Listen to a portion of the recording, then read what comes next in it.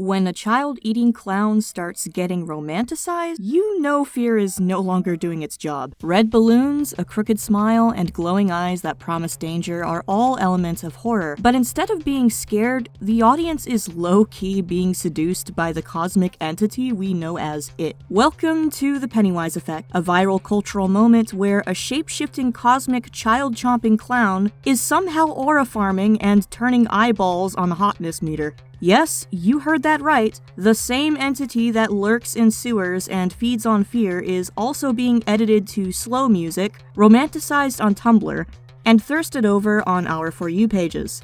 In here, we reserve a little judgment for those who do not know about Pennywise the Dancing Clown, one of the most iconic figures in modern horror, created by Stephen King in his 1986 novel, It. From day one, Pennywise was meant to do more than scare us, to represent the deepest fears of childhood.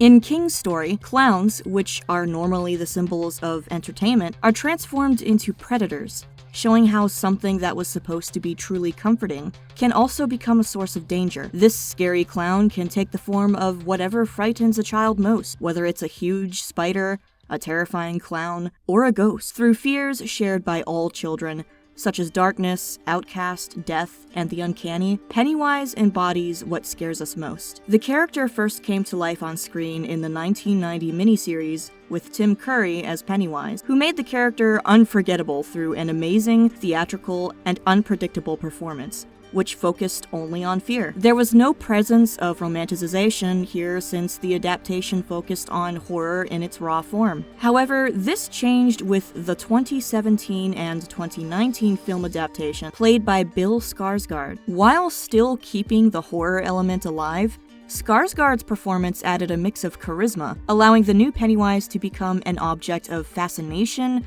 admiration, and even romantic obsession, which is quite different from the scary version of 1990. I think if we were to discuss the Pennywise effect, it would focus on the cultural phenomenon in which horror villains that are meant to terrify you are somehow perceived through the romantic lens. Because if anything, Pennywise represents a child predator clown, so making fan edits about him is a bit redundant to me.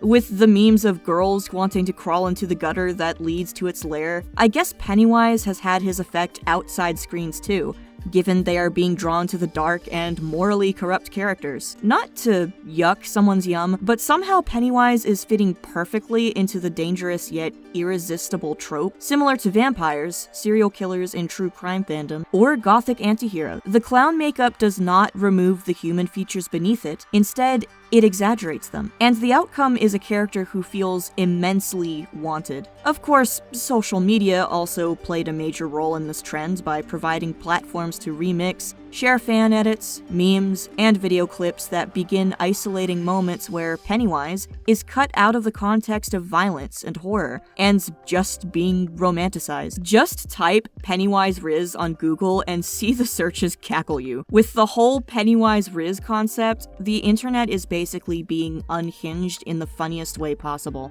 It's a darkly comic trend where people take Pennywise and reframe his creepy, manipulative energy as Riz, aka charisma, usually through meme. His iconic lines like, "You'll float too," are being twisted into seductive or cheesy come-ons, which can be called a juxtaposition of ultimate horror with modern slang for charm. But I think a huge part of this romanticization also comes from Bill Skarsgård's portrayal of Pennywise, because even after being so terrifying as the child-chomping clown, he is somehow turning the character into a creature who is somehow inducing obsession along with the fear, at least among the dark fantasy lovers. Every eyebrow twitch, every tilt of the head, and every calculated pause turn the clown from a simple monster into a face that you can never forget. Plus, we should give him credit where it's due because even without words, Skarsgård's physical form as Pennywise is mesmerizing.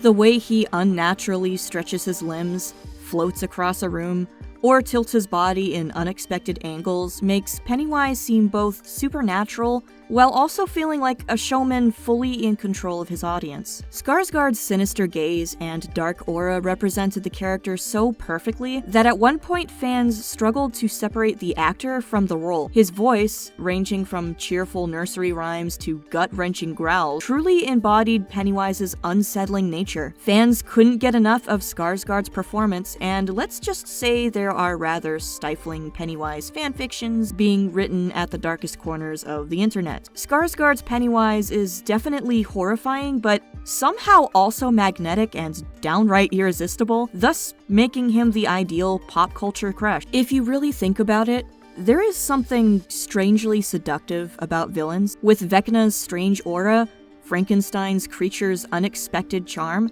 and Nosferatu's moody old-world attitude, villains have had a great year in terms of being romanticized. But why do we fall for the very thing we are supposed to fear? According to psychology, humans are drawn to power, confidence, and unpredictability, which are generic qualities usually associated with villains. And honestly, Pennywise has it all, as he seizes everyone's attention and exerts a chilling control over everything around him. There is also the rush, the thrill of breaking rules, embracing chaos, and flirting with the taboo.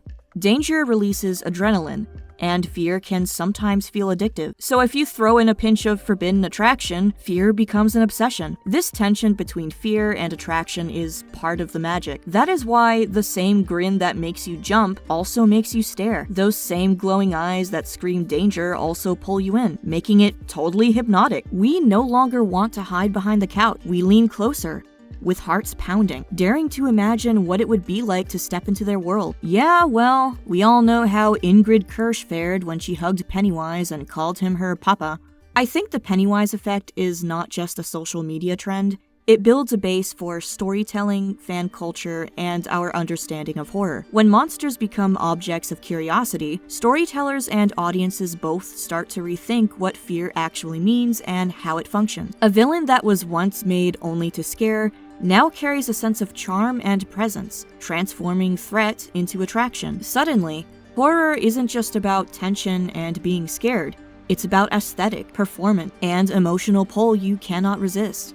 This phenomenon proves that meaning can be flexible and is built through shared imagination with occasional irony. A monster is no longer a monster. It can be a muse, a fashion statement, or a subject of constant discussion online. We scream, we shiver, but we also rewind the same scene in admiration. Seeing fear in a romantic light doesn't take away its power. It just shows that people engage with horror in ways that are playful and sometimes a little strangely affectionate. It will never not be strange seeing a large number of people rather serious about wanting to be consumed by it, flirt with it, feel it breathe down their necks, and happily follow it into the sewer. Well, our fun take on Pennywise comes to an end. To quote Joe, "You take the man out of the city, not the city out the man." So, Bill Skarsgård may move on to other projects in his career, but whenever there's a discussion on the romanticization of it, he will always be the Pennywise they talk about. Now, what do you guys think about this? Let us know about your thoughts in the comment box below.